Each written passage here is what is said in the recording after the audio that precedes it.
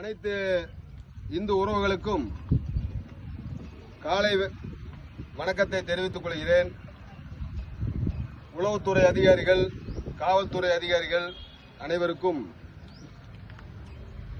கண்ணஞ்சி அவர்களுடைய பிறந்த நாளிலே இன்று கொடியேற்று விழா.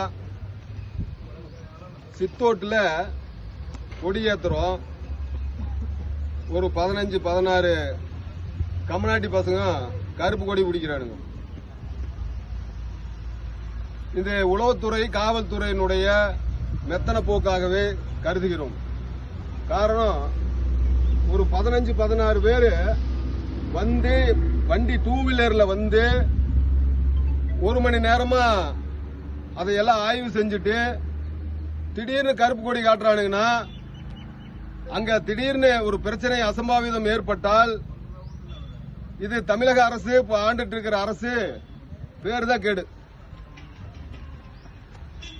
இந்து இயக்கத்திலே காவி கொடி என்பது உயிராகும், உடலாகும். திடுகுப்புன்னு 15 பேர் வந்து காவி கொடி ஏத்துற இடத்துல கருப்பு கொடி பிடிக்கிறானா, அவர்களை அந்த இடத்துல இருந்து விட்டதே பெரிய தவறுன்னு நினைக்கிறேன் இப்போ வரைக்கும். ஏன்னா, ஒரு கொடி, காவி கொடி என்பது மதுரை உயர்நீதிமன்ற உத்தரவுப்படி அவரவர்கள் சொந்த இடத்துல தான் கொடி போடணும்னு உத்தரவிட்டு இருக்கிறாங்க. நம்ம சொந்த இடத்துல தான் போடுறோம், அரசாங்க இடத்துல இல்ல. ஆனால் இந்த ஈரோடு மாவட்ட காவல்துறை ஆப்பக்கோடல்ல இருந்து அத்தானி போற வழியில டிவிகேனுடைய கொடி இருக்கு, போர்டு இருக்கு. அதே போல நேற்றைய தினம் நாகூர்ல இருந்து வந்துட்டு இருந்த கரூர் பகுதியில திமுக கொடி இருக்கு, டிவிகே கொடி இருக்கு. சட்டம் என்பது அனைவருக்கும், அனைத்து கட்சிக்கும் ஒரே சட்டம் தான். ஆனா பல்வேறு பகுதிகளில் ரோட்ல எல்லாம் பாக்குறோம், திமுக கொடி இருக்கு, ஆளுங்கட்சியினுடைய கொடி இருக்கு. அப்போ இந்துக்களுக்கு மட்டுமே அந்த கொடி கட்டுறதோ, அந்த கொடி ஏத்துவதோ தடையினா அது எப்படி ஏத்துக்கிறது? அதுவும் மொத்த உளவுத்துறை அதிகாரிகளுக்கு வந்திருக்கிறாங்க. அவர்களுக்கெல்லாம் ஒரு அன்பான வேண்டுகோள் என்னன்னா, அந்த இடத்துல பிரச்சனை ஆயிருந்ததுன்னா பெரிய வம்பு தும்பா இருக்கு. அப்புறம் வம்பு தும்பா ஆனதா சும்மா வம்பு தும்பா இருக்காது, வெட்டுக்குத்து கூட ஆயிருக்கலாம்.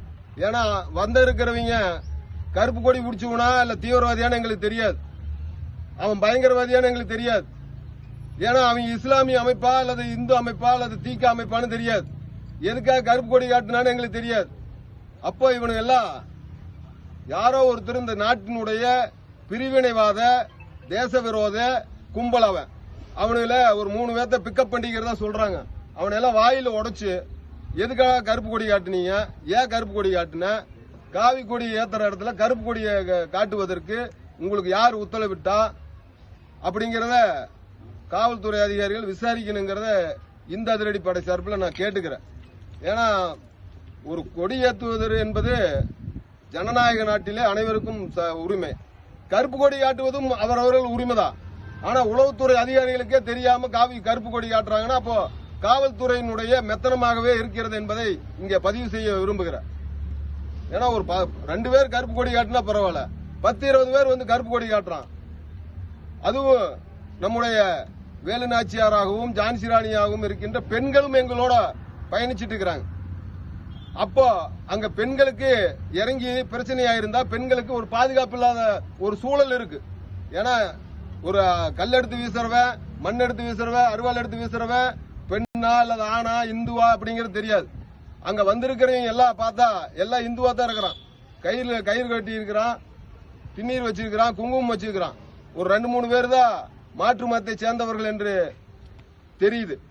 அதனால அதிகாரிகள் விசாரித்து உங்களுக்கு ஆடுற அந்த கருப்பு கொடி காட்டுறது. ஏன்னா உளவுத்துறை என்பது நம்ம உலகத்திலேயே ஸ்காட்லாந்து நாட்டுக்கு அப்புறம் தமிழ்நாடு போலீஸ் தான் ரொம்ப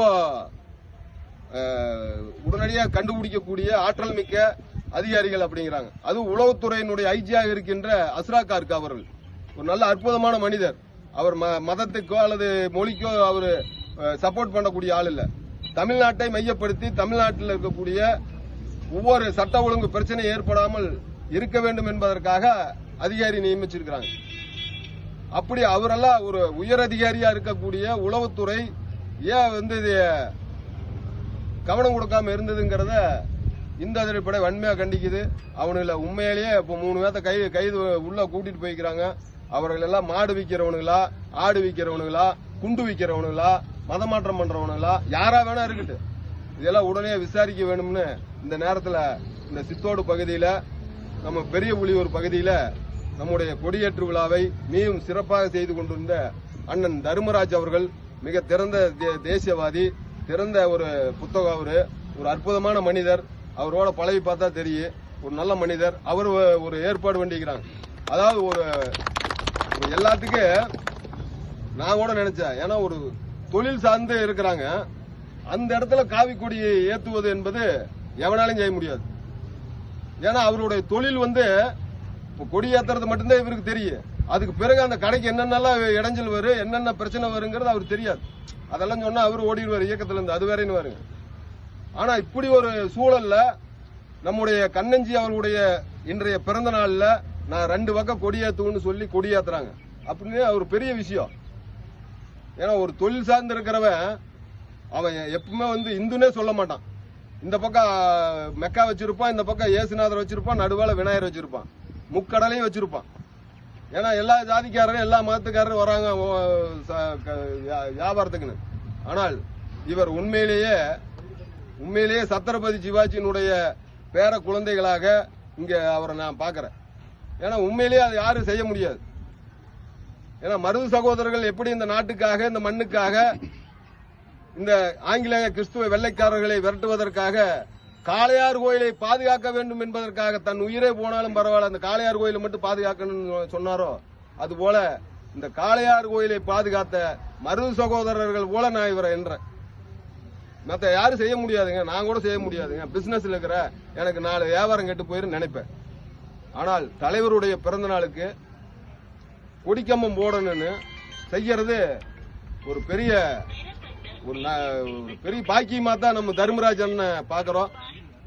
அதுல இந்த மாதிரி ஊடுருவி அவனுக்கு ஒரு எச்சக்கார பையங்களாட்ட இருக்குது கொடியேத்தனவனு. அவனுக்கு எல்லாம் பொட்டு வச்சிருக்கிறான், கொடி ஏத்துறான், கருப்பு கொடி ஏத்துறானுங்க கையில புடிச்சுக்கிட்டு.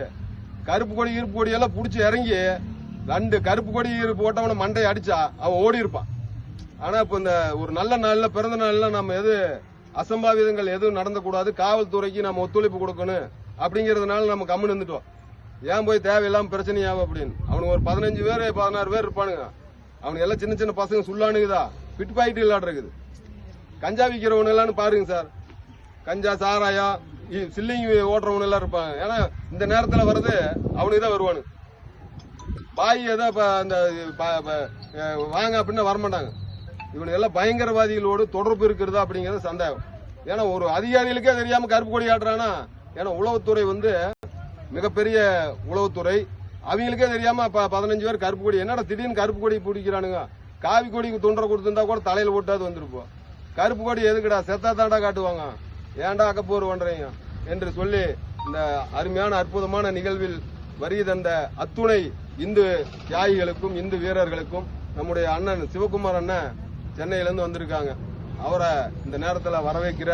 அதே போல நம்முடைய நரேஷ்குமார்ஜி வழக்கறிஞர், அவர் இந்து ஒரு போராளி, அவரையும் நம்முடைய வட சென்னையினுடைய திவாகர் ஒரு பெரிய போராளி, சிறு வயதிலிருந்து எனக்கு அவரை தெரியும். அதுபோல வந்திருக்கின்ற அத்துணை பேருக்கும், அண்ணன் போன்ற அத்தனை பேருக்கும், இங்க வருகை தந்திருக்கின்ற அனைத்து பொறுப்பாளர்களுக்கும் என்னுடைய மனமார்ந்த நன்றியை தெரிவித்துக் கொள்கிறேன். அதே போல இங்க வருகை தந்த இந்த காவல்துறை அதிகாரிகளுக்கும் உளவுத்துறை அதிகாரிகளுக்கும் நன்றியை தெரிவித்துக் கொள்கிறேன். அண்ணனுடைய நீடூடி வாழ வேண்டும், நீண்ட காலம் வாழ வேண்டும். அயோத்தி ஆஞ்சநேயரை வணங்குகிறேன். ஓம் நமச்சிவாய.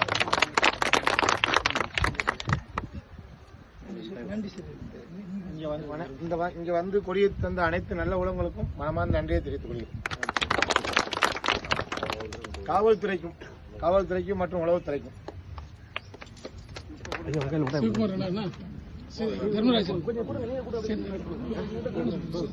சென்னை வாழ் மக்கள்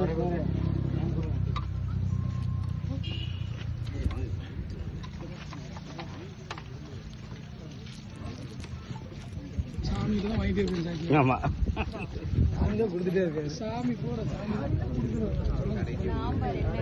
நான் எடுத்துக்கிறேன் கொடுங்க